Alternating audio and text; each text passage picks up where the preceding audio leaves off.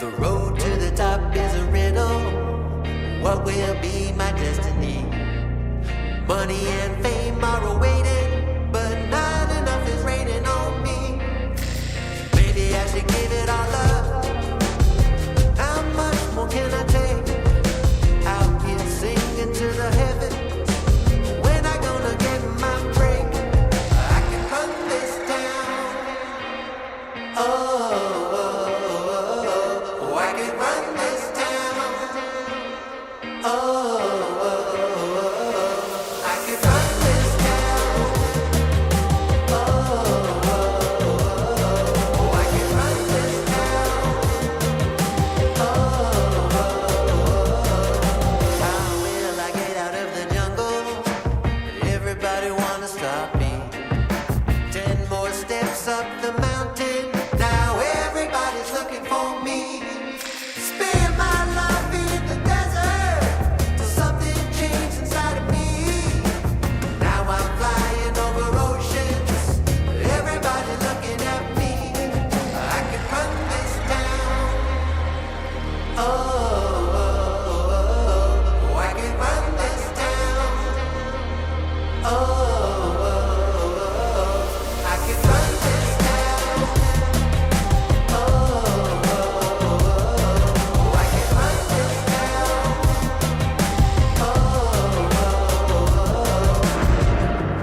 Full power, get louder. I'ma get strong, just watch me.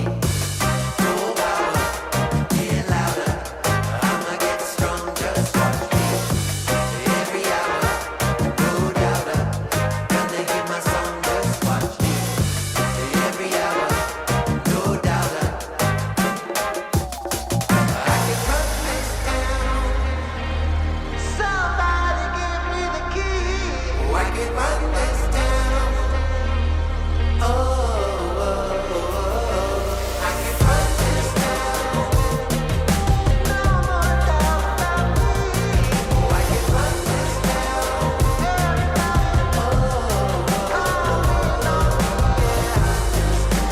Don't you know I got the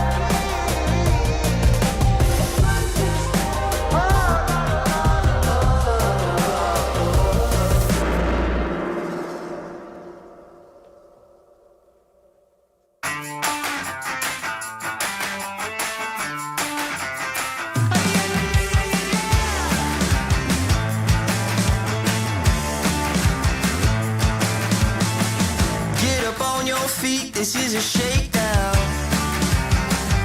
Order up that beat just like it's takeout. Show me you got soul inside those new shoes. And you can rock and roll with an attitude. So good, so fresh, just the way you like it. Just the way you like it. So good, so fresh. You're the new MC, you got the remix. Keep it on repeat, just let the beat kick. Everywhere you go, you bring the roof down. Everybody knows you got your own sound. So good, so fresh, just the way you like it. Just the way you like it. So good, so fresh. Yeah, you like it, the way you like it. Oh, yeah, you like it, the way you like it now. Yeah, you like it, the way you like it. Oh, so good, so fresh. Get up on your feet.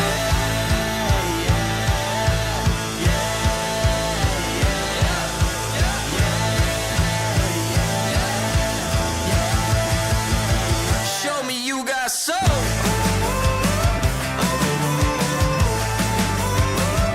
Just the way you like it. So good, so fresh.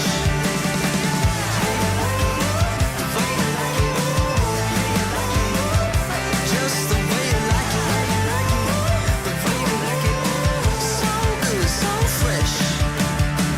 Get up on your feet, this is a shakedown.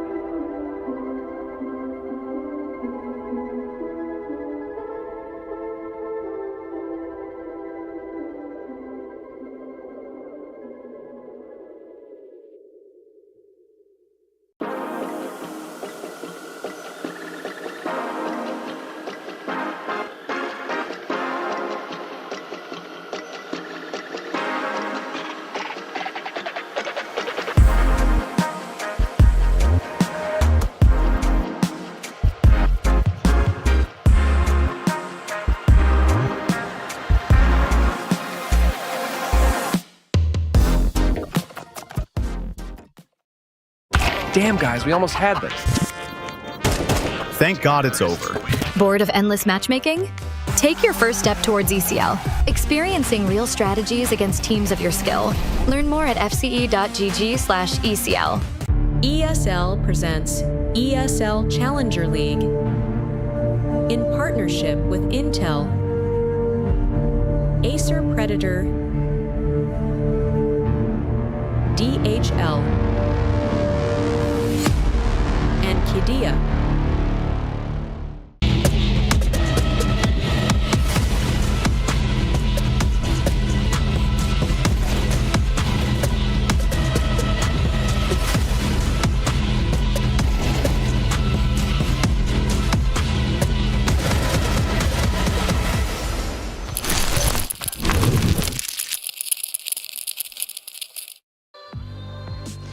Hello everyone and welcome back to ESL Challenger League Season 50 South America. We are in the thick of Cup number 2. I'm Naira Mizuki, I'm going to be one of your casters today, and I'm joined by the incredible Grimirana. Freddie, how are you feeling tonight? Incredible. You flatter me, and you know what, I was doing all right, but I'm doing even better now after that introduction.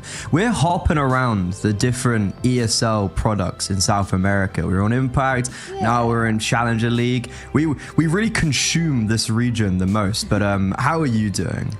Yeah, I'm doing pretty good. We are the South American merchants, it seems. And, well, I'm always excited to see what the region has in store for us, because there are some very, very interesting teams. Now, I did mention that this is Cup number 2. So why don't we go ahead and take a look at the bracket and see how things have shaped up to bring us here today. I will be kicking off with the lower bracket first. We can see what some of those results look like. And, of course, lower bracket is where we are competing today. Seems like a fair number of clean sweeps in a lot of these games. Freddie, anything jump out to you? Anything that looks maybe a little surprising? I'm looking over at the Fluxo versus, well, just actually, firstly, that Bestia are down in the lower bracket and joined by Fluxo. Like, the fact that I'm looking at a lower bracket round 2 game of Bestia versus Fluxo, 2 teams that are like very they are fighting for major qualification. And if like I'm staying on kind of that side of the bracket, in that lower bracket, like you've got Sharks, who have just won the most recent South American online tournament by beating, I think like Fluxo 9Z Bestia. You got Odic, who are also right there in the like final 5 that want to be qualified for the major. You have all of that going down in the lower bracket. I'm looking at this, and the upper bracket is like daisies, daffodils, rainbows, sunshine, and just like, we must make the major. This is Sparta. Correct. And of course, the loser of today's match is out of the second cup. So a lot to play for here. But here is that upper bracket that you were talking about. And, well, you were talking about sunshine, raisins, daisies. Definitely not raisins. I like raisins, I'll be honest with you. Blasphemy. But, well, any raisins that you spot in this upper bracket so far? Or do you think it's...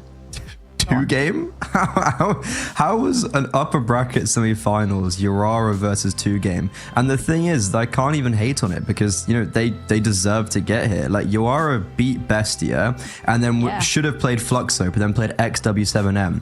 And then you look at similarly for 2 game, it's like, okay, they probably should have played Sharks, but didn't, because Shinden beat them. They should have played either Bestia or Fluxo, didn't, because they got beaten by lesser opponents. So 2 game have kind of got to this point, and they're just scratching their head and looking around being like, guys, how have we got here? Well, here is where we find ourselves. And as we saw there in the lower bracket, Red Canids versus Bestia is the match that we're going to be watching today too. Well, one very strong team, one team trying desperately to be such. But there was one player that stood out to you, Freddie. That's going to be our Kidia player to watch. And that's going to be Kason. So tell me why. Why him? What's so special about him?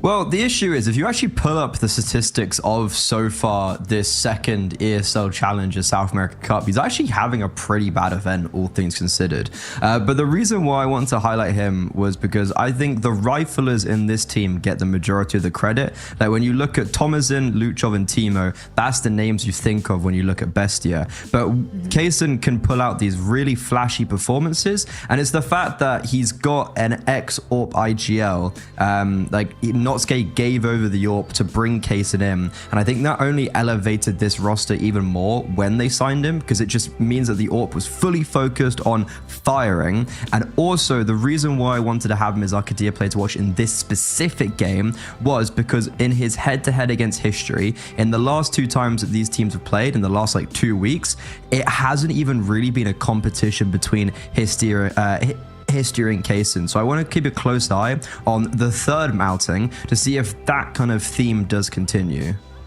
Well, we have our players, we have our teams, we have some players to watch, and the last thing that we need is a battle arena, Freddie. So we've got a Veto to quickly blast through. What are our expectations? Well, the expectation is just honestly what do Red Canids do? Because so their pick of Mirage. This is so the reason why I say that is because, as mentioned, they've played against BESTIA twice. Like literally on Tuesday, one of them they've picked into Mirage both times. The most recent one 3 days ago, they lost 13-6. It was like not even contestable. And then 19 days ago, they also lost 13-8. BESTIA have gone from Ancient to Inferno, and then now back to Inferno again.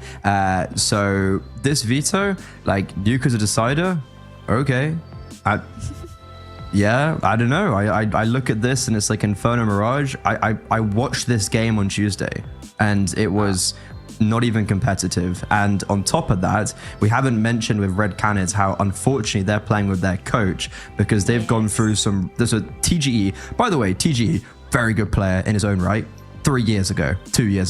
Like, I don't know. I kind of remember, like, no, even longer. And like, he has stepped in actually quite a few times with his different iterations of coaching, but he's stepping in for Che Jesus. But from this specific tournament, it would be standing in for Ponta, because Red Canids just changed Ponta for Che Jesus, who's on loan from Imperial, tier 1 player.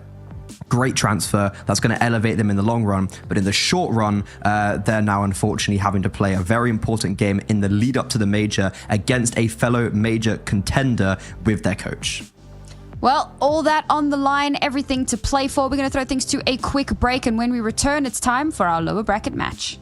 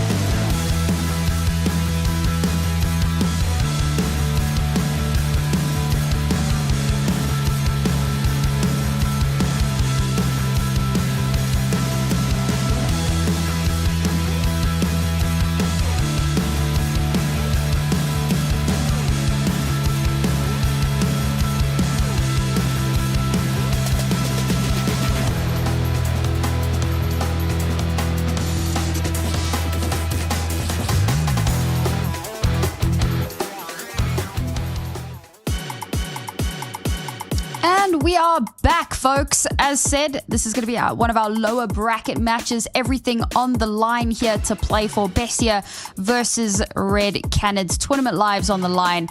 And, of course, a shot at the Pro League in a little bit. So we'll be jumping straight into our first map of the series. And again, a little bit of a maybe controversial Veto, but this is where we find ourselves. We start off on Inferno now with a very aggressive positioning.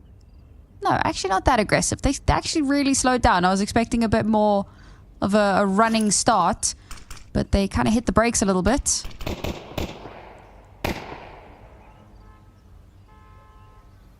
This is surprisingly slow. One flash to see if they can catch someone being a bit too aggressive, a bit too cheeky. With all of that, it should be somewhat notice that this is where the stack's going to be moving towards. There's a heavy stack over towards A, so they're going to play a little bit more of a heavier retake setup. Meanwhile, Exec Util going to come through here. They've already managed to find some space in on the site. Drop is still alive for the moment. They should at least know where he is. Very slow to, like, get to where they need to be. But there we go. Bomb will get planted, taking a little bit of damage, but nothing really to write home about. And now that retake can start to come in. No kits on board, so timing of the essence. Get ourselves into some positioning here. Obviously, very limited utility. The one flash to come through. One trade off. And we'll try and set up some crossfires here, but it seems like it is indeed Bestia who come out on top of most of these. The coach actually steps up in a massive way, but unfortunately, when faced with two people at the same time, can't quite get it done. There's definitely some kind of poetic irony that the coach is able to get like two really nice one-taps while everyone else on the team dies. There's definitely something there. I wonder, because I think TGE's stats, like, I was taking a look at them and like they're not bad. I don't know, like his stats as a vet, obviously they're not great. Like, you know, he is a coach after all, but like against Odic, he went 18-8 on a map against Odic, who currently are one of the top-rated teams in South America. Against MIBR, like, he didn't completely crap the bed.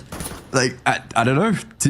Dude's got some techers. It was his first official in basically 2 years, and that was him standing in for 9Z, who was the team that he was coaching at the time in online games in Europe. So yeah, really quite amusing. But this time around, it's actually going to be dropped. Big hitter for Red Canids to get the opening kill onto Luchov. He is 0-2, a unorthodox kind of bad start for him. He normally lights up the scoreboard, and Timo's got to be careful because he's making all the space, but he's getting shot in behind and actually causing some of his teammates to die. Yeah, it felt like some of the follow-up there wasn't great. Clearing out the site was a bit... but that's okay. The enemy helps them with it, so... Got double smokes there that actually fully clear out a lot of that sideline. But no, they're going to wrap around, circumvent that smoke entirely. But now the problem is up close and personal. Back 10s versus MP9s. Both of them definitely have some advantage here. But it looks like it's going to be the Mac 10 that reigns supreme for the moment. Time again whittling away. And it's the Galil of Kaysen to do the cleanup. 2-0 for Bestia. Also, the player to watch, Kaysen. You know, that's a really huge round to make sure that nothing gets scary. I think, to be honest, the round was actually already won when he got those kills because of the time. But yeah, really well played from Bestia. Despite being in this man disadvantage, they end up actually getting it across the line pretty nicely. And I was kind of speaking about Luchov there.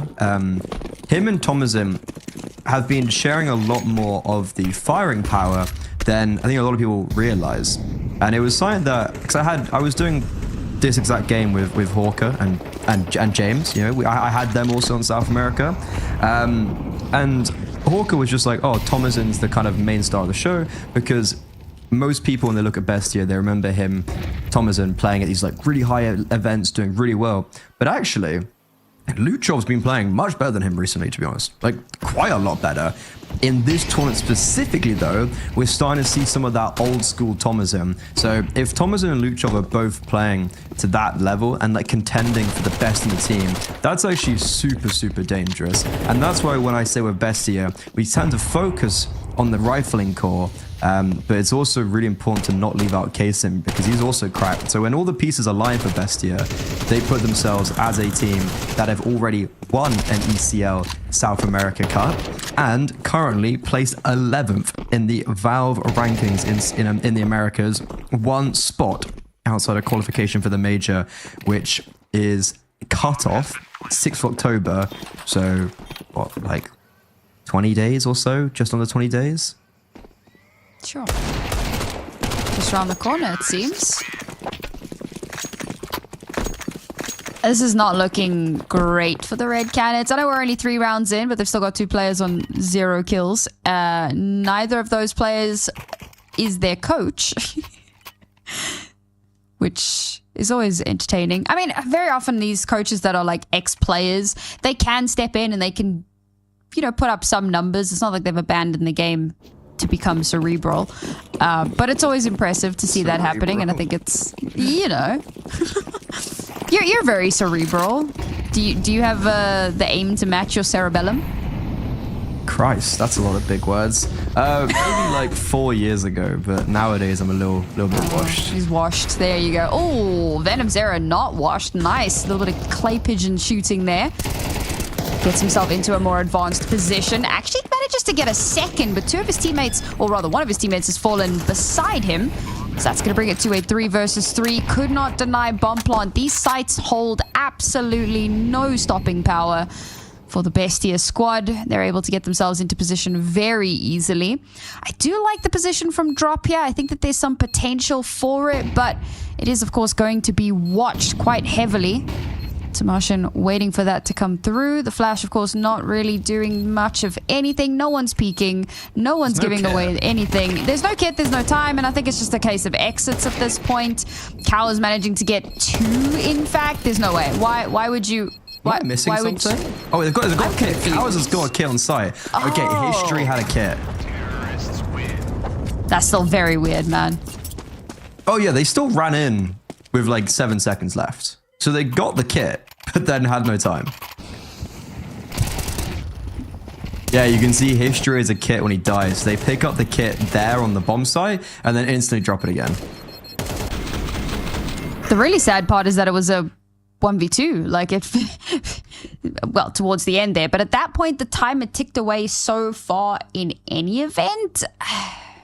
I saw the vision once I figured out, once we figured out that there was actually a kit somewhere floating about. The vision became clear, but unfortunately the timing just definitely became a bit of a factor.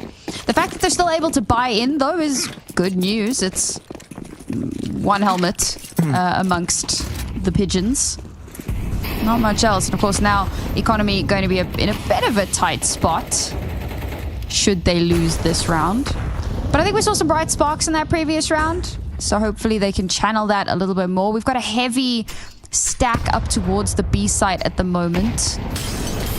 Trying to like hold on to that banana control, but they've just been pushed back so effectively. And that could become rather problematic. Nice little high-low setup here. Nice. Venom Zero again. Getting an extra kill for himself.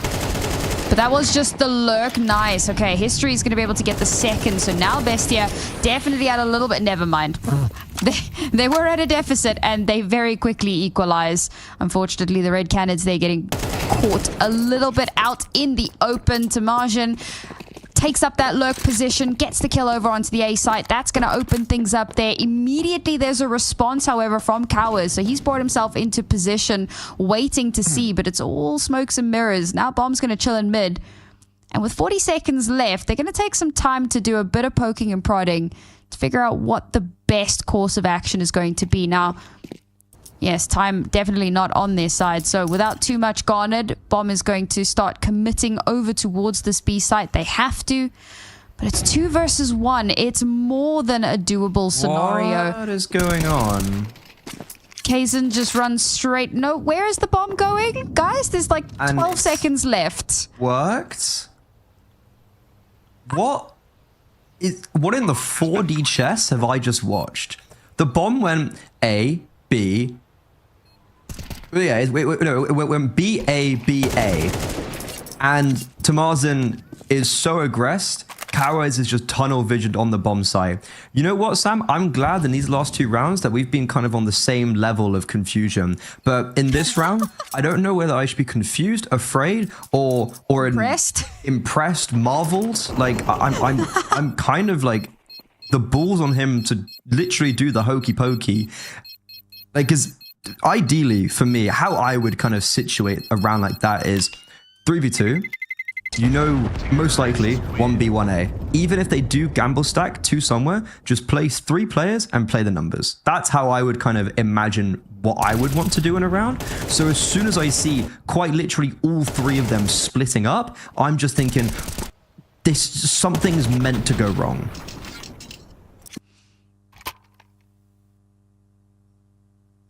Yeah, 40 chess. I'm with you on that chess. one. Jeez, bro. This is the kind of chess that Sheldon from Big Bang Theory plays. Our brains are just simply not big enough to compute. Truly, not enough wrinkles. Ooh, nice little nade there onto Luchov. baited out a smattering of utility here. By the way, I Very do want to strong. say, I do get the reference you said about the 40 chess. It took me a few seconds. With the Sheldon chess? Yeah, that took me a few seconds, but I do know what you're on about. I apologize for my incompetence. That's okay. Honestly, I didn't even think that you didn't know. You handled it well. You just kind of outed yourself, which is... I wanted to clear the air. Okay. It wasn't murky for anyone, but... Fair enough. I think this round is... It had potential. Venom Zera got 1 kill for himself, but obviously with a bit of a janky buy here. I did like his low position, but unfortunately you got 2 players that just kind of line up, get shut down. And now, where they had a strong presence towards A, they moved a lot over to B. One of those is the rifle. Oh lord, they're even throwing out a smoke here. They have no idea. MP9's going to be good for 1, but it's going to get traded out. That's going to be a free and clear bomb site. They figured it out. They're gonna... Nah, sure, they're just safe now. There's no way. It's quite boring seeing Bestia plant on the bomb site that they were on. Like, why didn't they run B? Why didn't they just run through CT and plant on B? But in somewhat of a more serious note, I know, boo, boo, boo. How dare you? To Martin, like seeing him 9-1 and getting pretty consistent, like lurk kills, opening frags, multi kills. Even though his stats, if you look over the last, like, again, that's really crisp. If you look over the last, like, 6 months, you know, he still has a 1.18 rating or something like that, you know, in that area. But I think I was just always really confused to see that he wasn't the best on the team anymore. And it's this tournament, this specific tournament, I don't know what it is, but he's putting up some really, really impressive numbers. And that's very good to see, as this head-to-head, Red Canids, they're playing with their coach. They didn't even win. Like, this is their 3rd time they're playing, and they've had 3 different rosters every single time. So that is a little bit unfortunate. Yeah. All right. 6-0. Red Canids yet to get one on the board. We have an AWP though. History has now brought that out. He's holding over towards the A site. They've thrown a lot of util here, trying to maybe fake it out a little bit. And this is interesting, man. They throw so much utility on both areas, and of course it's all like conditioning and it's info starve, and it's, well, now, I mean, with the games that Bestia have been playing, Red Canids really struggling to read into what the hell is going to happen next. But now it should be pretty clear that the move is coming towards the A side. History, that AWP is going to activate. Cow is in a good spot, but unfortunately does get caught out. A nice flash to force Luchov back. It's going to slow things down ever so slightly. They've spotted out the pit player. Oh, Luchov perfectly coordinates there to get that shot on. History somehow under heavy fire, still managing to get another one. But now they're at a numbers advantage. The bomb's going to get planted. Money is still an issue, so we back away into that sweet good night. It really is an Inferno CT side, isn't it? Should always saving. It's the right thing to do. So, have at it. This is really slowly starting to be history repeating itself, but in more of an even harsher way. Like, I don't think the last time these two teams played on Mirage, on Inferno rather, when Bestia picked into it, like, it wasn't this one-sided. At the beginning anyways. There was at least competition. This is just crazy one-sided. And on these executes, like, okay, History gets a really nice second kill there to make it look like it's contestable. But ultimately, Red Canids have just been split apart, isolated, and it's hard to sit here and critique them when it's like, okay, yeah, they are playing with their coach. They've just got a new player on loan. It's like, you always got to have that in the back of your head, but it doesn't feel like the other players outside of TJE are pulling their weight. Like, they'd have to do it tenfold, or at least not tenfold, but a little bit more, considering they're playing with their coach, and they're not. Oh, another nice little opener here. Yeah, History's definitely doing some work. Luchov has just walked straight up to the top of Banana. And they're aware that there could be a possibility. TJ has managed to slip away. They will have spotted out that one player. Luchov gonna have to back away a little bit here. Doesn't want to get caught out unnecessarily. Still the heavy lean. Looks like they are gonna potentially commit to this. I mean, who knows with BESTIA at this point. But it's certainly looking that way. Oh, smokes are just a suggestion. Luchov's pushed himself way up. Oh my lord, TGE. Drop didn't even get to see it happen because he was instantly flashed out. Luchov taking tons of flame damage, but totally worth it to clear out the last remaining vestige of a defensive line over on the B side. Bomb's gonna get planted. And now they're actually going to go for the retake this time. They kind of have to, with everything kind of slipping away from them. History a little bit slow on that one, but eventually he gets there, gets his, and now he too is going to save. What is that, 3 saves in a row? I've lost count. I'm just more focused on the fact that the IGL's 10-4 for BESTIA and is pushed through the CT smoke and got 2 kills. Oh, it's really not going well for Red Canids, is it? This is... I said to you, I know I'm sometimes wrong. I know I'm wrong a lot of the time with map scores. Like, I'll be really confident in something. Like, oh, this team's gonna give this team a run for their money, and it just like doesn't happen, etc. I'm pretty confident this game's gonna be pretty one-sided. Even me, I didn't expect this. Like, they're just being run over, and BESTIA are having a field day. 8-0. It's already a great half. I think the crazy thing is that, yes, this is the lower bracket, but we are deep into the lower bracket. Like, the grand final is on Monday. Like, that's how deep into this bracket we are. So to be seeing a team get just schmeckled and given the runaround... I don't think it is a word, but I enjoy using it. You know what? It feels good, rolls off the tongue quite nicely, gets the point across. So I love it, as in that was said with some vigor, and I love it. I quite enjoy it. But yeah, definitely was not expecting it to be quite this rough of an affair. 4 rounds left in this half. Blink and you missed it. Ooh, didn't spot anything. The smoke is just a little... Oh, he's just spotted everyone. Oh, dearie me. Sprays through, doesn't get too much done. TGE alone on site now, does get flashed out. He's going to get run over, along with the rest of his team, unfortunately. Cow is now last one alive. History's already gone, bro. He's already on the other side of the map. He's in the hills, he's in the mountains. Good luck, have fun, GG. That's so funny, bro. 4 players towards A, by the way, and all 5 players for BESTIA are alive. And BESTIA go, you know what? Can we just go hunt them? And yeah, Orp's dead. Cowes, he'll get 1 here, but he's instantly going to get traded. And it's just the manner of how this is happening. Like, you've got 4 players on A for Red Canids. Sure, all those guys get spotted on short, and it's a really cool, like, it's funny. It's got that comedical effect of the jumping around the corner, but it actually exposes the bomb site quite a lot because I don't know if the T sides definitely knew about it, but for the CT sides, there's only 2 players on the side who also didn't have a crossfire. So you've got 2 players on long, they get information, sure. BESTIA speed up after being spotted. Not only is it really impressive that when they speed up, they're still as clinical as when they go slowly. Like, they get kind of abruptly forced forward and it's still super clean. That's actually quite impressive in itself. But it was just the fact that they isolate those kills really easily on the A bomb site, and Red Canids are basically just completely out of position. So it's 9-0, and this is the first time no one's actually saved for the CT side. So on round 10, 9-0 down, they are going to be taking a low purchase. Oh, that's super unfortunate. They actually managed to keep that AWP for a ridiculously long amount of time.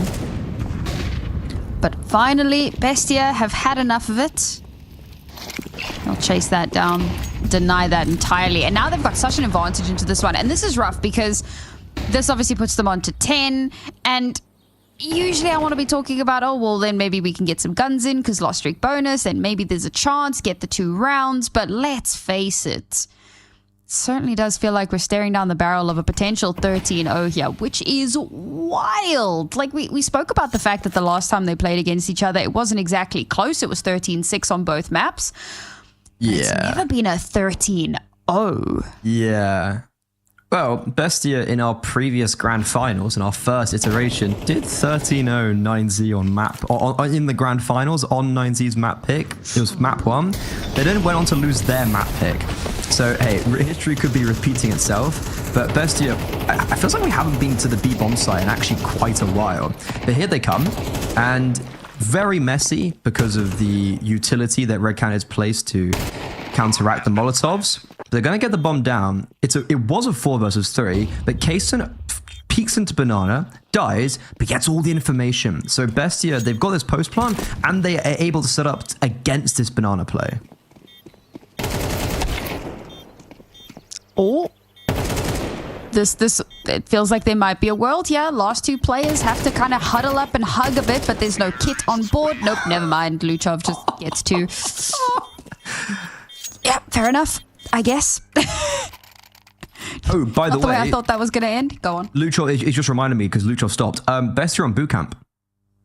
Oh, shoot. I just reminded me because Luchov gets those 3 kills and stops, and I was like, he's just fist bumped them.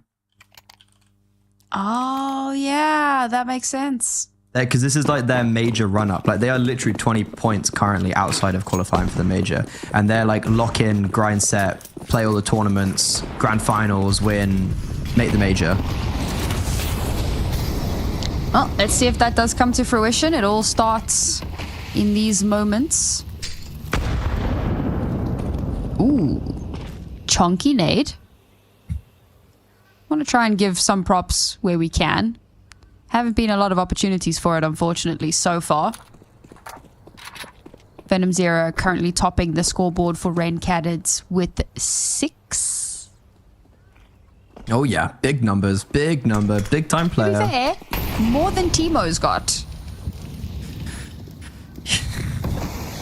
Yeah, know, but he's do you winning really 10-0. Yeah, like, do you really need to show up when you've got teammates that are going 13, Oh my 12? God. Hang on. TGE and drop. Where has this been for the last 10 rounds? Beautifully playing off of one another, stemming that aggression very quickly.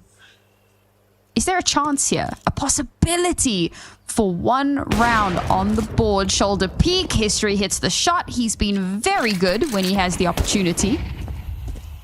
And it's all down to Tamaja now. 1v4. He's good. Is he this good? History still alive. Train down sight with that AWP. Chances are dwindling. That smoke's going to clear in just a moment. He has recovered the bomb. He has a nade as well. Oh, footsteps heard. The swing is beautiful. After 10 rounds, finally, Red Canids show signs of life. I was just waiting for him to throw his nade coffins, kill history. Red Canids just kind of all capitulate. He swings CT, hits the spray transfer, and wins the 1v1 on coffins. I saw it. Because history was low HP. If Thomason had just thrown that nade coffins, boom. 1 step in the right direction. But alas, no 1v4, no 13-0. So boring, I know, right? God. Red Canids, they get around on the board, and big in part because their IGL drop steps up massively. And it doesn't seem to deter Bestia whatsoever. If anything, it actually spurs them on even more because they've just run up top Banana. Drop, who got a big double in the previous round, has already been eliminated. Bestia, they're actually just going to commit with this. Tomazin's going to be lurking over towards A, but Red Canids have rotated the vast majority here, and the boost is going to seriously catch Timo off guard. But somehow Bestia just keep on stabilizing. And remember, Tamazin is flanking, so he should be able to catch off Venom Zero. Or wait, the timing's going to be weird here. Gets the backstab, and then here's Venom Zero, turns on a 6-punch. Issue is, Cowards has got cased him, so Nosuke is left by himself, spotted in CT and close range with the AWP. History will prevail. It's 2 rounds at the half for Red Canids. It ain't pretty, but this could be the start of an epic comeback.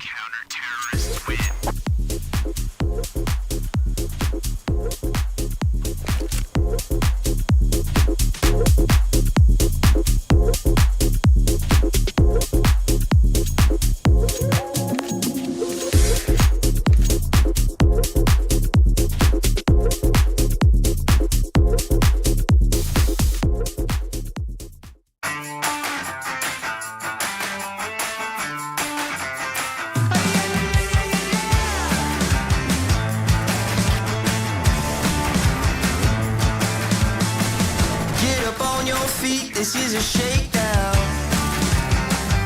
Order up that beat just like it's takeout. Show me you got soul inside those new shoes, and you can rock and roll with an attitude. So good, so fresh, just the way you like it. Just the way you like it. So good, so fresh. You're the new MC, you got the remix.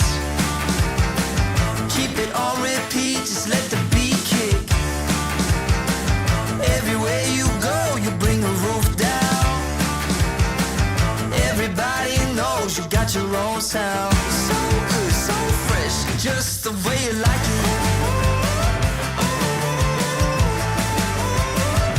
Just the way you like it. So good, so fresh. Yeah, you like it, the way you like it. Oh, yeah, you like it, the way you like it now. Yeah, you like it, the way you like it. Oh, so good, so fresh. Get up on your feet.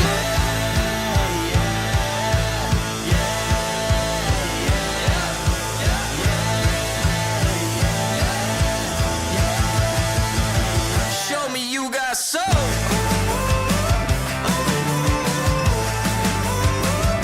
Just the way you like it.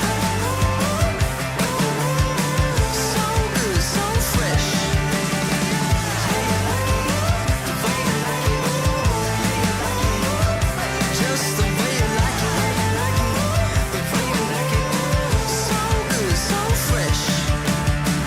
Get up on your feet, this is a shakedown.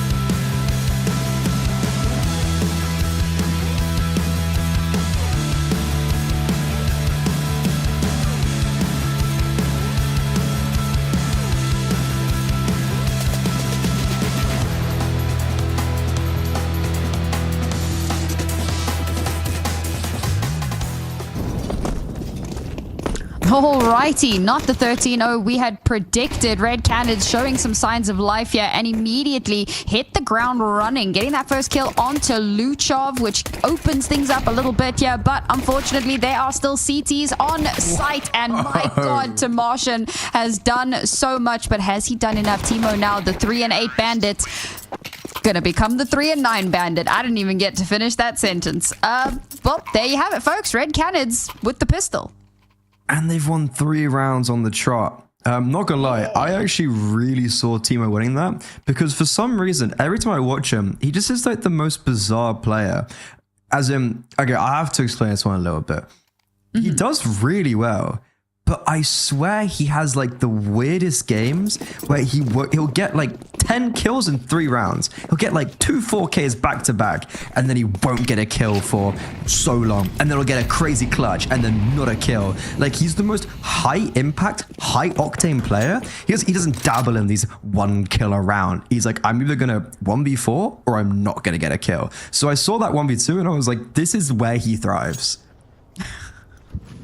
And then it all fell apart when the Fire Nation attacked. Noxia, I don't love this, bro. I'm gonna be real with you, but that's just me hating shotguns. Oh, no, don't. Okay. No. He's peeking long range. Surely not, bro. The first kill, fair enough. The second kill, get out. Okay, Timo is really having a rough day. Timo's just not enjoying life at the moment. We have rotations coming through here towards the A side. It was 2, now it's just going to be 1. We're going to split the defenses a little bit because once again, bit of info starve coming through, of course, this time around from the Red Canids. They've lost that little bit of an advantage that they had. So we'll see now if they can recover. Look at this. Yeah, Tomazin's recovered the A1S because the 2 rifles on B actually aren't recoverable. They might not expect Tomazin here. They have an inkling, and they are just backing the hell away. Alrighty, back towards the B site. So shall it be? Noxk still has... No. Oh my god. Okay, he's finally put down 3 kills. You've got to be kidding me. And now they come straight through. They don't check the most telegraphed angle imaginable. Kaysen just randomly sprays through a smoke. And that's 11 for Bestia. Honestly, the reason why they don't probably check it is because Noxk just swings. Like, I actually understand, like, he takes this fight and then actively swings in. They probably assume that, our utility thrown towards A has drawn over 3 players. Like, they have been fooled. No, you are the fools, because Bestia actually cleared out top middle and Noxk just got 3 kills with a mag 7. That's $900 in a kill, by the way. So he's just farmed up sweet cash. And then when we go back over towards the B-bomb site, Luchov's able to do it with the A1S. So much damage has been applied. Noxk is going to support with artillery, and it's a slam dunk. Red Canids, they won 3 in a row. We were joking around. We were having a little bit of a laugh saying, hey, the comeback's on. And it gets so brutally shut down. Don't lie, Brady. You believed. You really did believe. Not even an inch, not even a single bone in my body believe. Oh, I think the Red Canids were hoping to believe, but unfortunately, it's very quickly gone awry. And now the problem is we're going to be heading on to map point. What is this? Oh, smokes are just a suggestion. That's amazing. I mean, Timo finally got some more kills. Hell yeah, dude. Go off, King. Venom Zero is trying so hard, man. He is trying so hard. Oh, poor dude. Even TGE, man. He's putting in the work. He has got 4 of those 7 kills from pistol rounds, I think. Or 3 at least, maybe. Oh. Map point. It is a Tech 9 round for the Red Canids. I do love a Tech 9. We know how much I love a Tech 9. The rush is on, but the util is being so heavily dumped. They don't have a lot of options. MP9, good for the first. It's going to be followed up by the M4. Oh my god, what are you doing? No man's land, caught out unawares. Somehow, Cows is going to get one towards Library, but the bomb's been lost on the site. Luchov's in their back line, so is Tamashin. It's a 13-3 in favor of Bestia. That was a map of all time. That was so dominant. And it's good to remember, okay, Bestia are playing at the top of South American Counter-Strike right now. They're making basically the finals or winning every event they go into. But Red Canids have been playing Bestia in the semi-finals, in 3rd place deciders for the last ESL Challenger Cup. And this is also very deep on in the tournament. Like, this is playing for what would be 4th place. So this is a very deep end to the tournament. It's exactly what you were saying of, like, it's so weird to see a map and a match like this in a position where you'd assume all the teams are kind of close-knit. Like, Yawara gave Bestia a better run for their money twice, and Red Canids, sure, they are playing with their coach, but fundamentally they have just been sent packing. Yeah, it's certainly a very, very rough start to this series. Remember, folks, it is that best of 3, but it is a lower bracket match, so whoever loses here is going to get knocked out. Now, this was Bestia's map pick, and sure, you can read some stuff into that. I don't know how much you want to read into that, given how one-sided it was, but the next map is going to be the Red Canids map pick, so perhaps they'll be able to, I don't know, string something together and find themselves in a slightly better position. Slightly better, right? Like, slightly better than what they had a moment ago. It can only get better. I don't know. That 13-0 is still on the table, Freddy. You're playing with fire right now.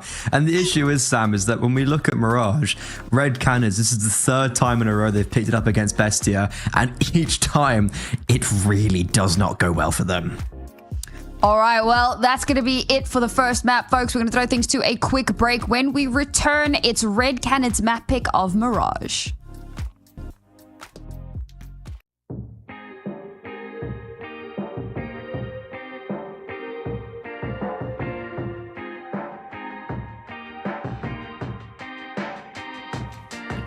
The road to the top is a riddle. What will be my destiny? Money and fame are awaiting, but not enough is raining on me. Maybe I should give it all up. How much more can I take? Out here singing to the heavens. When I gonna get my break? I can run this town. Oh, I can run this town.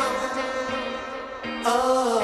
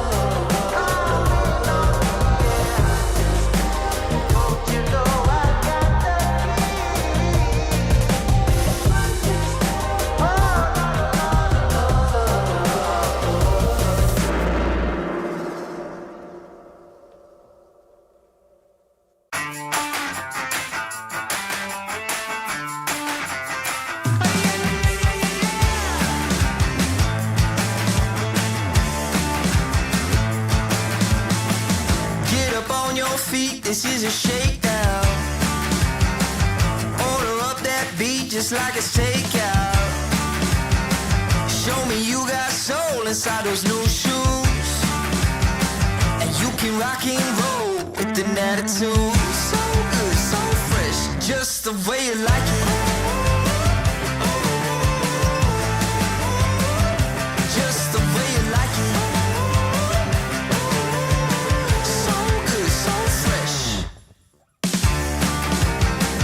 You're the new MC, you got the remix.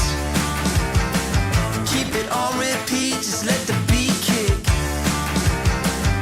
Everywhere you go, you bring the roof down. Everybody knows you got your own sound. So good, so fresh, just the way you like it. Just the way you like it.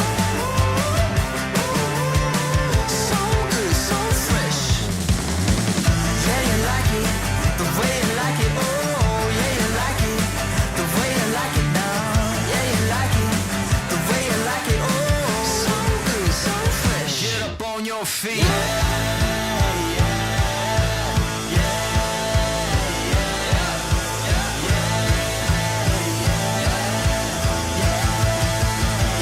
Show me you got soul.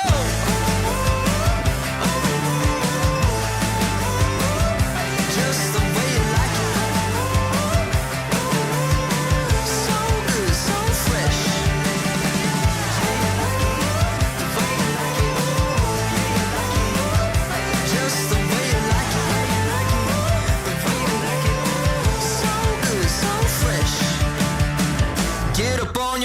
beat, this is a shakedown.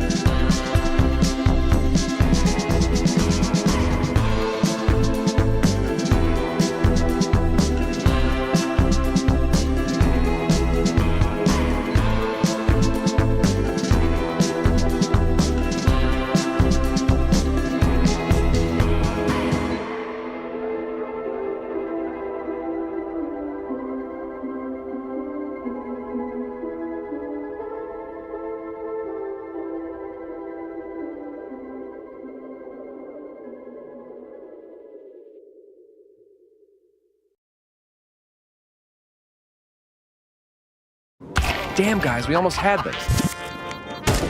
Thank God it's over. Bored of endless matchmaking? Take your first step towards ECL, experiencing real strategies against teams of your skill. Learn more at fce.gg/ECL.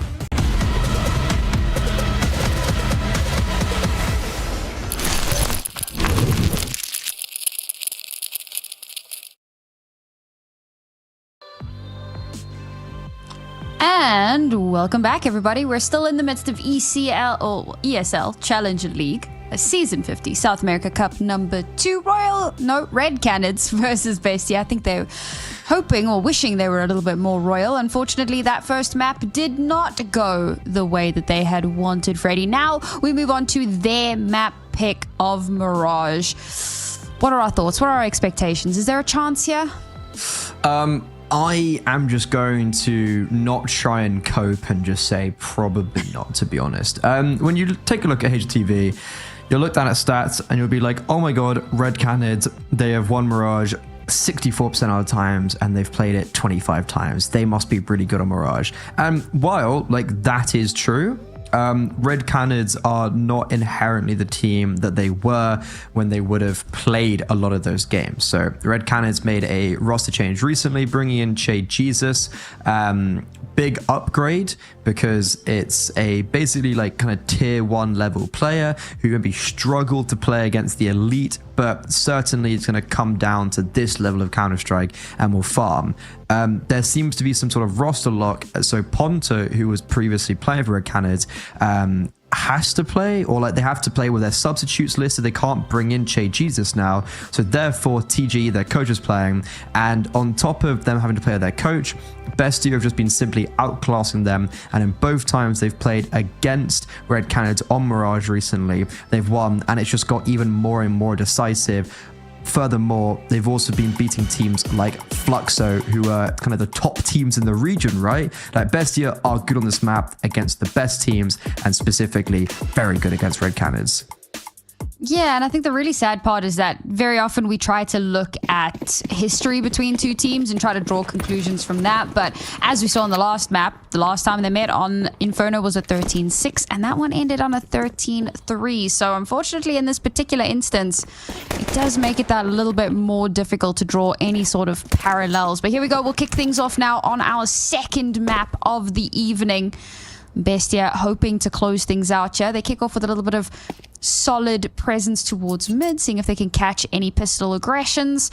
Don't spot anyone out, but that's going to give over a lot of information. Otherwise, they now know that mid is pretty clear, and so they'll have to turn their attentions mostly towards other areas of the map. Luchov now taking an advanced position towards A main. Oh, I thought for a second there that he might have just caught the tail end of drop, but no, not spotting anything. Some really good patience here from the Red Canids. Nice swing from drop. Does get that first shot connected. That's going to open up some space here. Still no rotations drawn in just yet. He was the only one that they saw, so that could have been a lurk. They can't afford to get too eager, but nothing happens anywhere else on the map, so that gives them the idea. All right, folks, it's time to rotate. The exec util starts to come through, and before the site is even breached, BESTIA have reinforced. Doesn't make a difference, though. History and Venom's era will continue to chip away. Good lord, none of those shots are connecting. That's a little bit awkward, but Noxke, not a mag 7 this time. It's just going to be the USP. Caught in a 1 versus 2, trying to pull the same jumping shenanigans, but funnily enough, Red Canids, it's their second pistol, and both times on the T side. I mean, like, Notsuke does as much as he possibly could. He comes in on the retake with no armor and a kit and is able to find 3 really impactful kills, while you look at the rest of the team, especially Kaysen on that Venom Zero duel. It's just like, if he gets that 1 kill, it's a completely different story. So Red Canids, this time it doesn't take 11 rounds for them to get on the board. It's much sooner. 1-0, they win the opening pistol round, but BESTIA, understandably so, you can see how confident they are. They kind of showed it in that pistol round of how much they just wanted to swing through every single smoke, even though they had a kit for the post plants. This force buy is somewhat expected.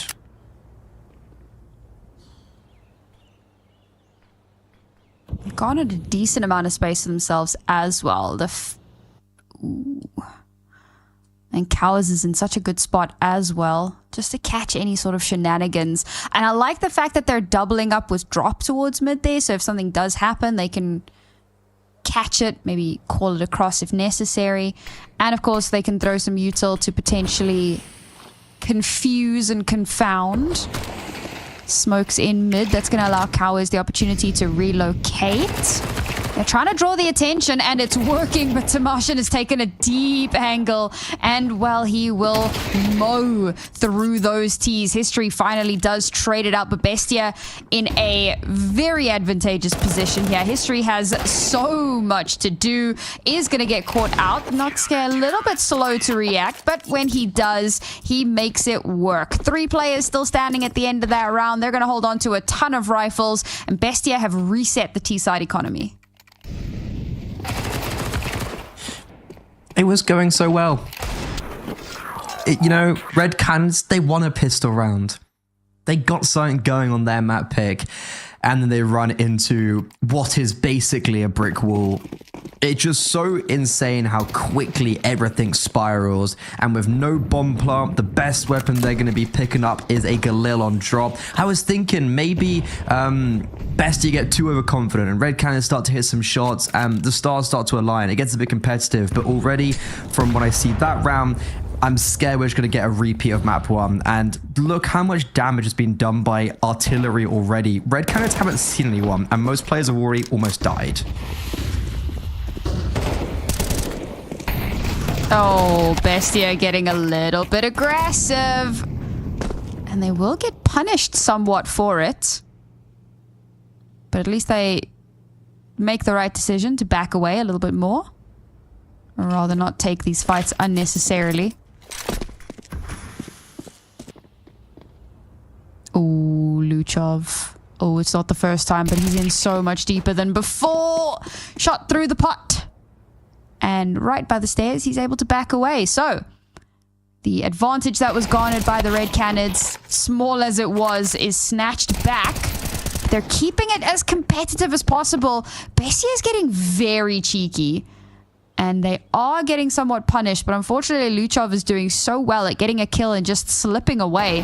Somehow he's managed to survive that little bit longer here. Tamashin under some serious danger, but Noxke is there to assist. Unneeded because the HE does a lot, and Tamashin will just hold down this A site basically by himself, and Bestia up to 2.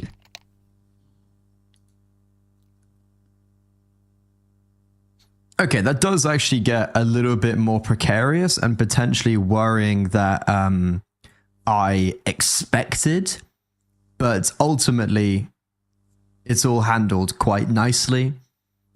I think Red Canids just got a few nice openers despite being such low HP, and they're going to be dropped onto a full eco. Kaysen could get an AWP out if he chooses to do so, but it'd be, I wouldn't say it's the best advised against this eco round. And actually going MP9 just armor is a pretty good idea. Farm up some cash, happy days, and all of that. Also, I don't want to rule out the possibility of a double AWP with Noxke. He is. It's so funny because we actually, so they played against Sharks in a grand final just on the other day. And Noxke played up against Gafolo, who they used to play together on Isurus. Noxke was an AWPer. Gafolo comes in, takes over the AWP role from Noxke, then leaves. Noxke then goes back to AWPing IGLing. Gafolo then becomes an IGL, and then also gives up AWPing. Noxke also has given up AWPing. So you had these like 2 players with really weirdly similar career paths, while also one being under the tutelage of the other. I love the like Freddy lore drops. I feel like I learned so much. Especially because like most people are going to be watching the, obviously, like the big major events, right? I mean, we get, people are obviously interested in these games. They know these teams. It's not like super unfamiliar, but for the more casual viewer, it's always good to have that little bit of extra context. So it can be hard to keep up. Like even with that, for instance, like I had to like mega fact check myself, being like, am I just making this up in my head or does this actually happen? Mandela Effect CS edition.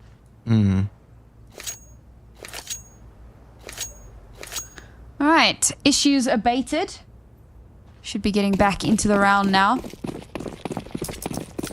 Unfortunately, the Canids in a very tight spot economically here. So it is just going to be the pistol push through Palace. Luchov, Lone Ranger, gets the first, follows it up somehow, ducking and diving. This is absolutely outrageous. Go on, give him the ace, and he's done it. No! Timo stole it. Stolen. Oh, that's so cheeky. And also, he's only his first kill. Okay, you know what? Fair enough. I would have done the same. Like, you don't need an ace, bro. I need one kill. Let me have this. Pennies. I'm scraping the floor for anything. I didn't even notice that. That's outrageous.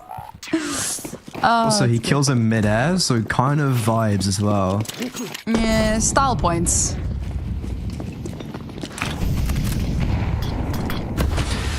Okay, first real gun round. Bestia. I wouldn't be surprised if we see something, I don't want to say desperate, but I can imagine players are going to try to get quite aggressive. Missed window smoke, it appears, so that's a little bit worrisome. Regardless, though, Cowes gets an opening kill, Tamazin gets annihilated on short. And Bestia, who have put a lot of eggs into the basket of fighting middle, currently haven't come away with anything. And it's just getting even more awkward.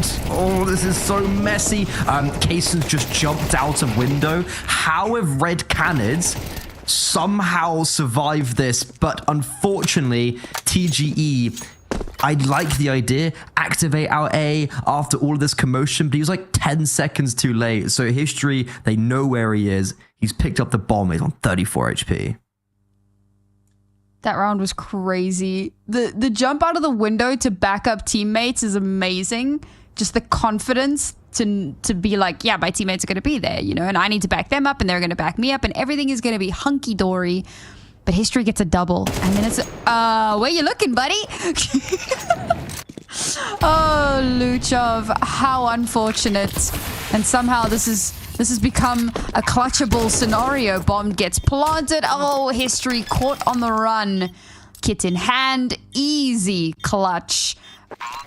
Maybe a bit of a labored round for Bestia. Maybe but either way, it's another one.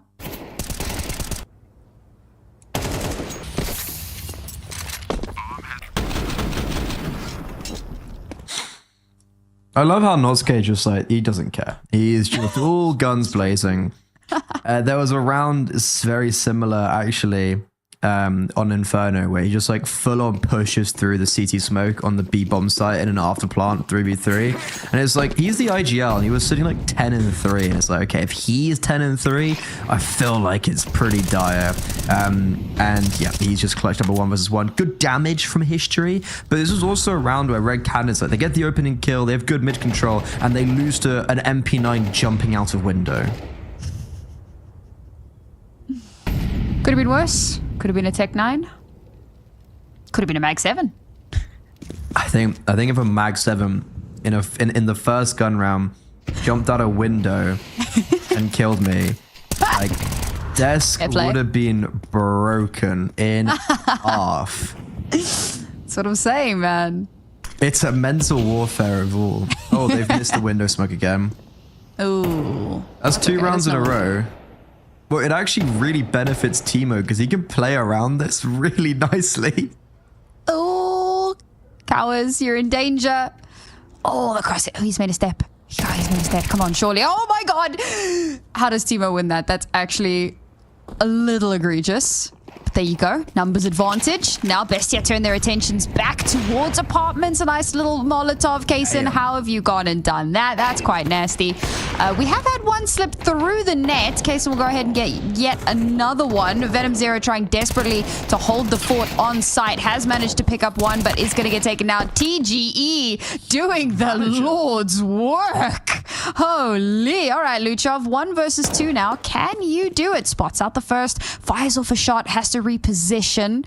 They know where he is. Time of the essence here. He's just going to try and run it down as far as possible. A little bit of damage done. Shots onto TGE Connect. A beautiful repeak to get history. And what was looking like a clutchable round is stolen away. He's a coach. A manager. What are we doing? I can go to Yemen. I'm an analyst. He's actually, like, I actually love the fact that 3K was crisp as well. When I look at that, and you know, ordinarily it'd be like, oh, Bestia made a mistake. Da-da-da. It's like, no, there was actually some unironically quite nice shots. So for Red Canids, just kind of like, guys, your coach is standing in and like playing well. Someone else want to start picking up the pieces? And that's dropped. Okay, finally, a kill. An opening kill for Red Canids. Last time they got an opening kill in mid, it all kind of went spiraling in a very negative trajectory, but this time there's not going to be that active pressure to deteriorate things. Issue is Luchov's still alive, and he's 13-2 right now.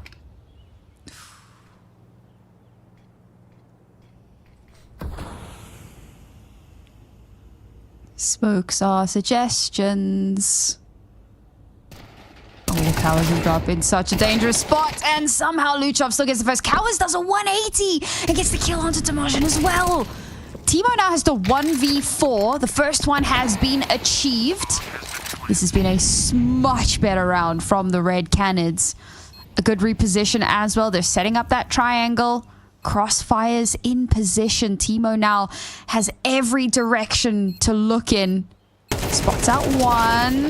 Oh, all right. It's a little unfortunate the history goes down there, but TGE trades and Red Canids up to 2.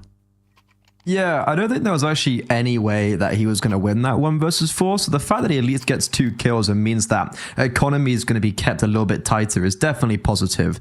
And for Bestia, just the kind of crux of the issue in that round is, look, I think all kills were 1v1s, or sorry, 1vx's. Unfavorable for Bestia. It's like opening kill to the bomb site being lost. Like there was no cohesion, let's say. So for Red Canids, it's a good round, and I wonder if, guys, oh my god, what are we doing? How have you missed the window smoke 4 rounds? There's been like 6 gun rounds. No, sorry, 6 rounds that you've had the window smoke, and you've missed it 4 of them. Genuinely, that is astonishing to me. No, Freddy, you just don't understand. It's the new tech, okay? It's all done on purpose. Oh, so to lose the opening kill. Ah, yes. It's like a mental warfare. Like you give away an open kill, but then still win the round, right? Yeah, it's that false sense of security. Like, you see, now they're going to be confident. So now we just win. That's what that is.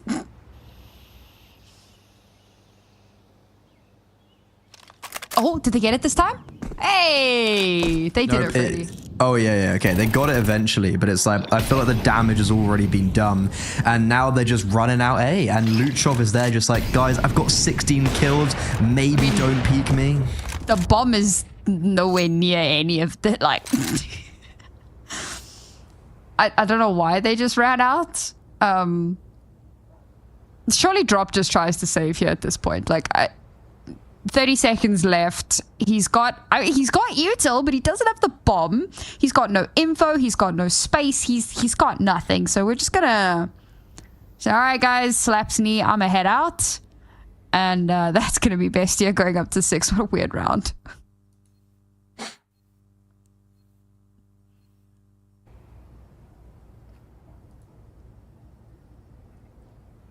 Counter-terrorists win.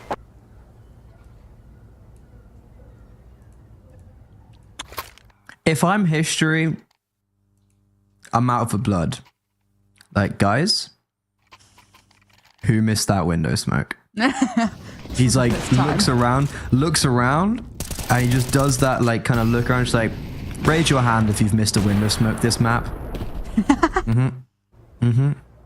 He's doing the John Travolta gif. Guys, where's my window smoke? What the hell? Maybe that's what this timeout is. I saw you land that smoke at the end of the round when it didn't matter. Can we do it at the start of the round this time? Jokes aside, 4 rounds left in the half. Canids on a knife's edge economically. And let's face it, the economy hasn't really been the huge factor. Oh, history. He's gone and said, I'll do it my damn self. No, different smoke. Okay, never mind. We're just now foregoing the window smoke entirely. Safer, yeah. They're just like, you know what? I don't trust it anymore. Maybe something's broken. The problem is that this is like a anti-conditioning because they generally try to smoke it, so not smoking it probably gives over a little bit of information in and of itself. So they will see a smoke in towards mid because they are aware there could be a push from the underpass. And yes, that is where it is. Timo ready and waiting for it. The flash doesn't really connect onto anything. How he spots that out.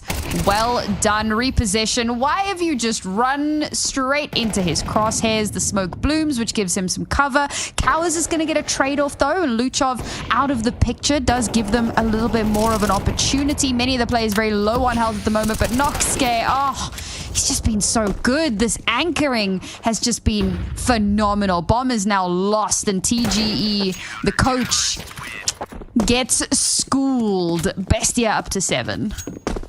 It just feels like there's never any breathing room for Red Canids. It's like, oh, they get an opening kill. Oh, they're being shot in the side of the head from like 4 different players. Bestia just rotating super quickly, very clinically as well. And yeah, it doesn't help actually though when drop over aggressive to try and get that opening kill.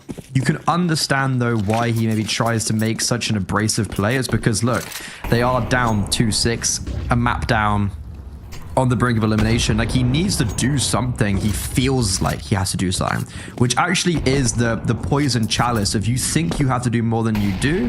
And yeah, that's why we result in situations like this where they miss the window smoke again. Wait, is Kaysen? Yeah, Kaysen's just, oh my god, I just can't be arsed. Use your words. And look, because they've done that, Kaysen's already CT for this execute. Oh. Boom! Ready and waiting. Ooh, all right. Yeah, nice swing, but that's okay. Noxay gets the info. He does get traded back, but Kaysen is still being a problem because he hasn't been smoked off. They used smokes in a variety of other places, but not where the AWP was at the start of the round. That's okay. Cowers continuing to just kind of drag them, kicking and screaming into a contestable position, but Tamashin will flank around. 8-2, 2 rounds remaining. Red Canids will still have a bye into this round, but I'm gonna be perfectly honest here. This isn't even about the coach. This has looked very messy and uncoordinated, and like we cast a lot of games where there are asterisks and caveats. In this game, there isn't one. It's just messy. Oh, it doesn't count. Yeah, like it doesn't, like the coach has got more kills than 2 players and is also on the same as the rest. So I don't want to hear any nonsense about coach this, coach that, but they hit the window smoke and you can see what happens when you do. You actually get the opening kill in middle, but unfortunately, the BESTIA just pounce. They instantly decide to fight middle and then turn their attention towards A. And when Red Canids try walk out, they have utility. Like, TGE could smoke top con, but the smoke comes in and lands after everyone's died. And that brings us to the last round of the half. I'm having some very interesting deja vu here. Not quite like the same scenario that we had on Inferno, but it's certainly looking like it might be that 10-2. All right, Cowers. All eyes on you, buddy. Sam, you've just showed me something on Twitch chat saying the new update changes how it lands. I was not aware of that because I've watched a lot of Mirage Ray today, and I didn't see any missed window smoke. So I don't know. Like, I know the update has changed a lot in like the kind of micro of the game. So I really wonder if that actually is something, because I'm actually at the point where I'm thinking there's no way they've missed it that many times. Yeah, somebody else saying apparently the subtick update messed with the lineups a little bit. That's unfortunate if that is the case. Makes sense, yeah. That's crazy. What a rough time for that to happen as well. But I mean, this round's got legs, maybe. The legs may have just been removed. 2-on-2 now, full movement over towards the B side, which is hilarious because Bestia have rotated off. Okay. Noxhair is not going to do anything too crazy. He's going to hold the long angle. He's got the AWP, so he'll definitely have the advantage here. 3 smokes available. So at the very least, entering should be somewhat doable, but not if they walk straight into the line of sight. Elbow spotted. Did they spot Noxhair though? Oh, it's disgusting, but it's beautiful. Pistol now in hand. Teammate there to back him up. History gets the kill, but is instantly traded back. Another 10-2 half in favor of Bestia.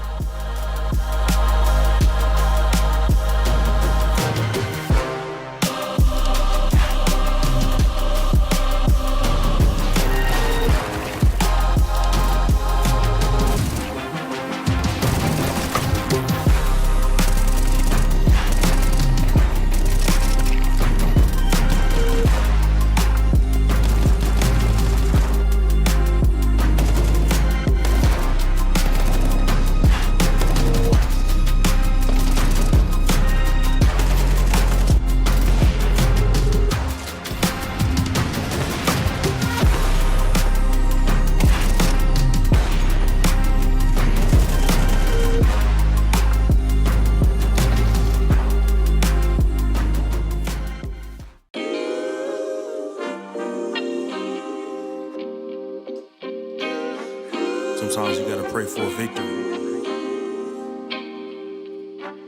Yeah, I'm overzealous when I'm thinking about the cash flow. I never had no handouts, just came natural. I've been tested so much, all these restless nights, all these different situations that I've been through. I seen pain trying to creep in through the window, but now I'm sliding through the hood in a benzo. You gotta separate yourself just to elevate. I keep some drink in my cup to see through the hate.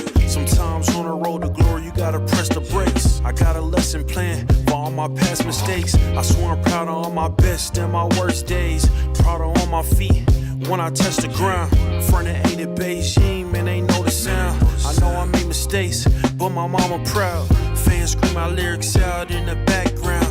They ain't know me then, but I'm hot now. They say life's a gamble, you gotta roll the dice. I risked a lot of different things just to live this life. Life down bad, you gotta pay the price. I've been through hell and back just to live this life. They say life's a gamble, you gotta roll the dice. I risked a lot of different things just to live this life.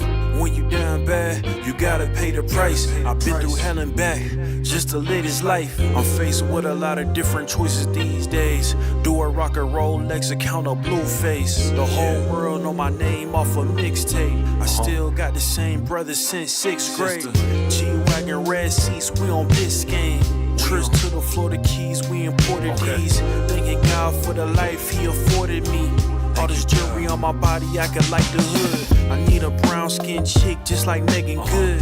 Holding up every promise that I ever made. Music in the background, it's a serenade. Been rapping 10 years, boy, this ain't a phase. I paid dues, paid rent, and I stayed the same. I had teardrops running down my face. I've been through a lot, I had real pain. But thank God, cause we really on a better days. They say life's a gamble.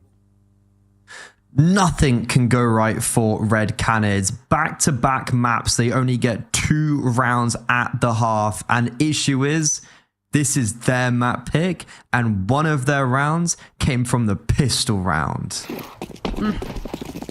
And we have confirmed that things are a little bit weird with that lineup, so... But it seems they've figured out... There was a... What's the word? Decoy that landed in the perfect spot, so it looks like they have actually figured it out. But now, don't jinx it. Or maybe Bestia already knew the tech, to be fair. We have swapped sides. Drop now waiting for the drop. We'll get one off the drop. Very nice. The name is working out. Gets a second as well, but unfortunately is going to get traded. Only 2 remain. Bomb's going to get planted. This is going to be a nigh on impossible retake, especially now with TGE going down. History has a bit of an uphill battle ahead of him if he so chooses. I don't see a world in which you don't. I mean, sure, you've got some armor, but like, realistically. Oh, did he spot him? Maybe a hand? Maybe a barrel? Oh, the timing. And he still gets the kill. Very nice. And now we run away. Yeah, I was worried that somehow History was still going to lose that duel. But congratulations, you saved armor. You're down 2-11. And it's going to have to be this last-ditch effort for Spy for Red Canids. But even if they do win this round, it's only the tip of the iceberg. They have to do that many, many more times. This will be the hardest battle, though, playing up against a much more established purchase than yourself.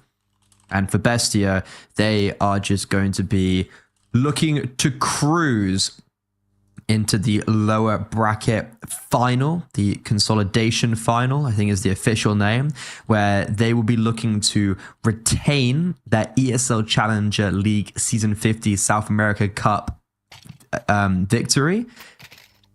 That actually has a lot of ramifications because each region has 4 cups. And basically the whole point is that if you win a cup, you then get into a Pro League close qualifier.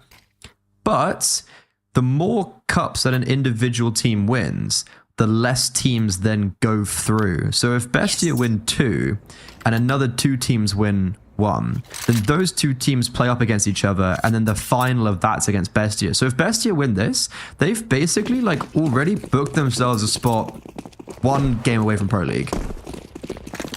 Oof. And if they can win the 3rd one... There's only 1 team. And if they win the 4th one, they instantly... Then they just qualify. That's crazy. Well, it looks like maybe that is what they're angling for here, you know? Make the road as easy as possible. I don't know if that necessarily is the easier road, but... Yeah. For the moment, it certainly looks easy if this game is anything to go on. Bestia now about to hit that 12, because let's face it, there is no universe in which this retake comes to fruition. Right? Right? I don't think there's any time left anyway. So even though a lot of these kills are coming in, and what it should be is that these rifles get saved. Tom is in right now. Like, he's going to die, but he can just take away lives and make sure that no rifles get saved over. That's going to be 2 rifles saved for Red Canids. So sure, they do have to win 10 rounds in a row, but at least there's subtle celebrations. Very subtle. Minuscule. Heavily undercover. Trying very hard not to jinx ourselves with the few celebrations we've had. History's got an AWP in hand. It's gonna have to do some absolute miracle work. This could be it, folks. This could be the end of the line. 10 consecutive rounds necessary for it overtime and for a possibility of a 3rd map. It's a good way to open it up. Luchov offline. Venom's area going to follow that up quite nicely with the kill onto the Palace player. That's going to cause the bomb to back away. Just a little bit of space in case anybody decides to get too cheeky and aggressive. Bestia going to have to rethink now what their approach is going to be. Drops in a really good position. Oh, that timing. There's a world here in which Kaysen could get a free kill, but no, the smoke will bloom. And Drops still weary of it. The bomb's moseyed its way over towards that B site. B site's relatively clear, but that window is being watched. And this is good. This is good grouping from the Red Canids. Spotted up an elbow. Oh, nice trade. And that's going to potentially allow them to plant, but so many kills coming through across the map, and it's going to leave Timo all alone. Timo doing much better on this map than he did on the previous. So in a 1 versus 3, it almost seems manageable. Dancing on the edge of the smoke, waiting for someone. Here's the shots. Realizes that there's at least one player this way. Gets the first, but will be traded. It got a little bit hairy, but Red Canids have given themselves the slightest stay of execution. An extra day, perhaps. An extra day, and oh god, that got close. BESTIA very unnecessarily take those early fights out towards A. Like, you kind of see what happens when they play the late rounds. They put themselves in a much more attainable manner, and it's actually way... You can see BESTIA do just overpower when they get into those later stages of the round. They probably didn't expect an AWP to be out on CT, but it just feels very unnecessary to see two players like swing out A, trying to go for a gimmick. BESTIA don't need gimmicks to win. They've really proven. So trying to do those gimmicks is kind of what gives Red Canids the way back in. And it's going to be an eco, but there is Thomason on an AK. So there's definitely a certain level of respect that's needed to be given over, because this AK can claim a few scalps, and already Red Canids is very good utility usage towards middle, but it's Thomason to get the opening kill. Issue is, look at the HP, but Kaysen's back through enemy lines. If this bomb goes towards B, TGE is going to get shot in the side of the head. Sam, I'm terrified. It'd be really funny if that hadn't actually connected. But it did. Good little bit of... Drop is spotted one, knows where another one is, now knows where the third is, so can give that over. They don't know where the last player is, and of course that's because it's the wildest flanking mission in the west, or the south, as the case may be. Timo holding the line, gets dropped by drop. Timogen in a beautiful position here. Oh, it could all go awry. Timogen only gets one, though, and the rest of his team has fallen. And Venom Zero closes him out, clothesline him, so to speak.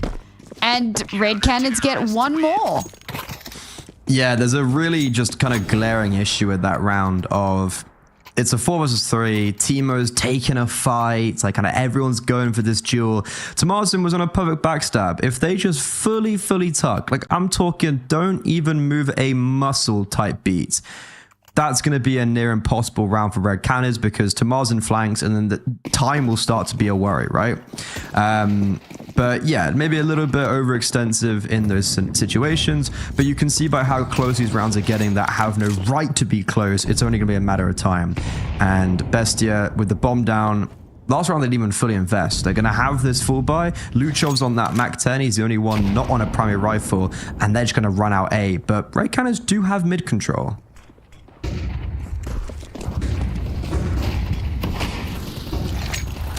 No, mid-control's not going to help them on A for the moment. The site has been breached. Luchov has already gone deep towards ramp. And these two players making their way up. Beautiful spams through the smoke. They're not able to stop that bomb from being planted. Venom Zera, how have you gone and done that? 2 kills back-to-back through smokes, through walls. Make it a third. BESTIA just falling apart at the moment. I am unsure what changed from those 2 rounds back to now. But this has been a phenomenal resurgence from the Canids. Money for BESTIA is broken. Not ready to call it the comeback just yet, but it's certainly looking a hell of a lot better than it did 3 rounds ago. Yeah, to be fair, that's not really as much like a BESTIA bad round. That's a Venom Zera has got 3 kills in a position where I don't know how he's really got any of them. I mean, he didn't see 2 of them. Like, his opening 2 kills were fully through spam and then a wall bang onto Kaysen. And it is just like, it's a double wall bang actually. Even the 3rd kill, he like kind of catches the head above triple. Sure, Nocte is getting definitely a little bit over aggro, but that's just a really good round from Venom Zera. So he keeps Canids alive. He himself alone, and BESTIA, they don't win out on gun round. They get the bomb down, so they still have enough funds to get these pistols and upgraded. A lot of utility, and they're going to go for another A pop. And Venom Zera, he's going to die on default as they jump from Palace. Is he? There we go. He gets his, though.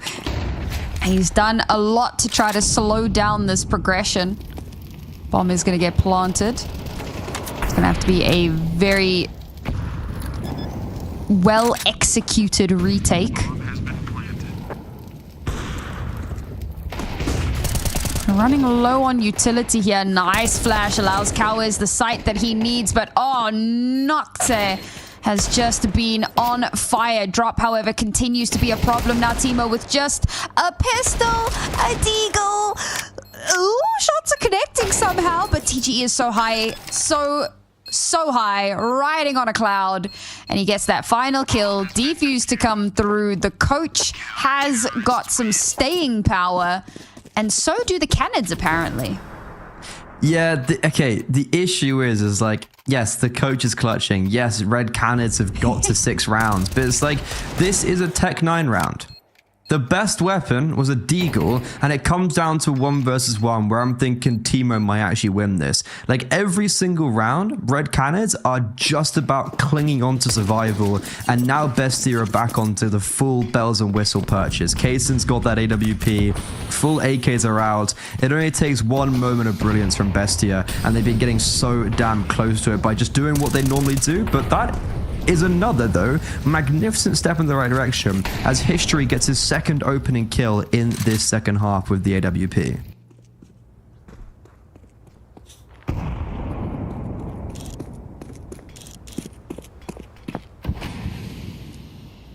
I'm actually really surprised at how much better the CT side is looking for the Red Canids.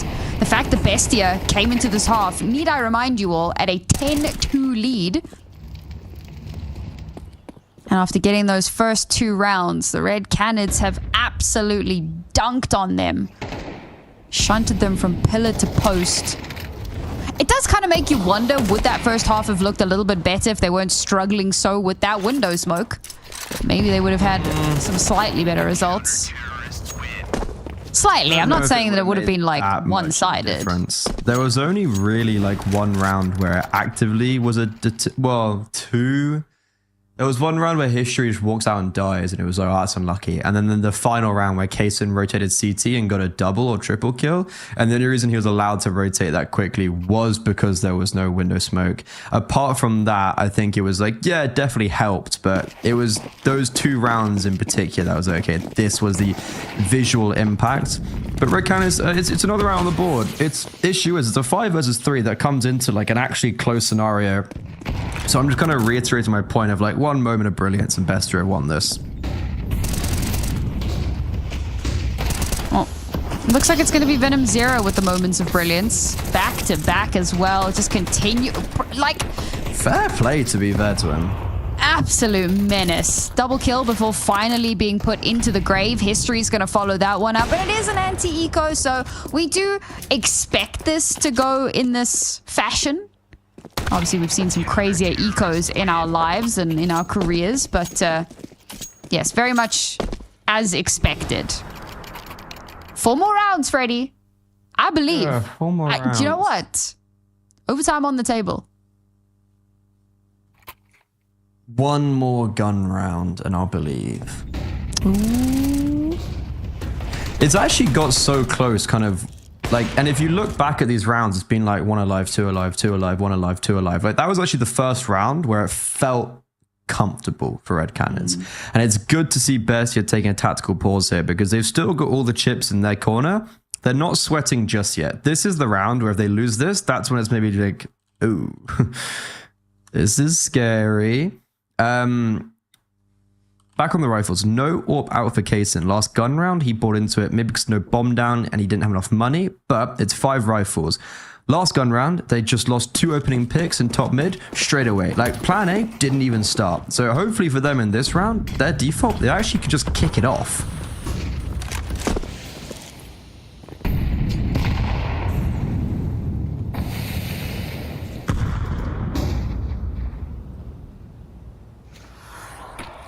Low and slow. Get that util out in the open. Nice flash. Forces History off of his position. Oh, okay. And now the game is afoot. History's been taken offline. Drop's been forced back out of mid. And Flash himself back in ever so slightly, but has to wait for the flames to die down. Noctis in a good spot as well. Could potentially catch a late lurk here, which could be devastating. This bomb's going to start making its way in towards the A site. The execute cell starts to come through. That's going to give away the game. Nice Molotov there. Venom Zero dodges out some of it, but not enough. He's going to walk straight into the Palace player, but has managed to survive. Finally gets dropped down. 2 players left for this retake. And, well, Freddy, you said it. One moment of brilliance. And that moment was kicked off very early in the round here. But somehow, we're still in this. No, split the difference. Wasn't sure where to aim. But Timo and Luchov know exactly where to put their crosshairs. And finally, a much closer affair than what we saw on map number 1. But BESTIA have bested the Red Canids 13-8. And they will move on in the lower bracket. Yes, into the top 3 now. They will be playing against the loser of MIBR versus 2 game. So I'm going to go out on a whim and say 2 game. That would actually be same time on... So that game will be on Sunday. And then the MIBR game, 2 games tomorrow, and then Monday. It's all the same time. It's just 1 best of 3 a night every single day until Monday evening. Wherever you are in the world, same time zone, same times. Don't have to worry about that. BESTIA, they've won the first SA Cup in the ESL Challenger League Season 50. They're looking for a double, but this is their hardest opposition they're going to be coming up against, MIBR. Like 9Z, Fluxo, that's a kettle of fish. But MIBR, they're a whole different can of worms, right? Like, that's a legitimate tier 1 level team. And the thing is, though, if BESTIA continue to play like this, play at the level that they are fighting for that major spot in a boot camp, winning events, getting to finals, and look, this is closer, as you said, than map 1, but it's only because Red Canids won 6 in a row while they were down 12-2. So, it's closer, but come on, it was just all a matter of time. Well, here is our bracket as it stands now. As we can see, BESTIA with the 2-0 win over the Red Canids move up to the lower bracket final, which, as Freddy said, will be played out tomorrow. And just taking a look at their performance in Cup 1, a part of me was like, whoa, they came, they were top 3. That's insane. Until I realized that 2 of their matches were forfeit wins, and that, of course, skews things ever so slightly. So I think this is a bit more of a realistic finishing for the Red Canids, but for BESTIA, obviously trying to get that top spot once again. And I do believe we will be showing you the upper bracket as well. Just as a reminder, if you guys were not sure, as Freddy mentioned, tomorrow, MIBR taking on 2 game. And you say you think MIBR is going to be taking that one-sided, or are we in for a little bit of a longer evening? I don't know. I think that should be realistically a really one-sided game. I'm looking at this 2-game roster, and I haven't seen a lot of these faces for a while. PKL, I remember him playing in Luminosity in 2018, and kind of more recently has been under the radar. But it's a cool team, 2 game. But MIBR, as mentioned, they're fighting at a different level, and this is them gaining VRS points most likely, but also potentially booking themselves that higher value of getting into Pro League. Absolutely. And well, folks, that's going to be us wrapping things up here for South America. I do believe we'll have a North America game a little bit later on. So if you're interested in that, do stick around. But from Freddy and I, that's it for the day. We'll be back tomorrow, same time, same place. See you there.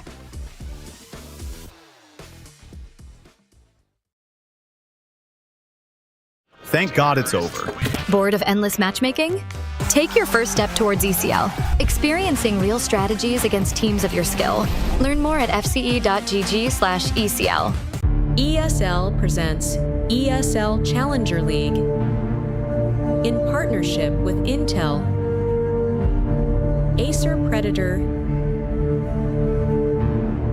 DHL, and Qiddiya.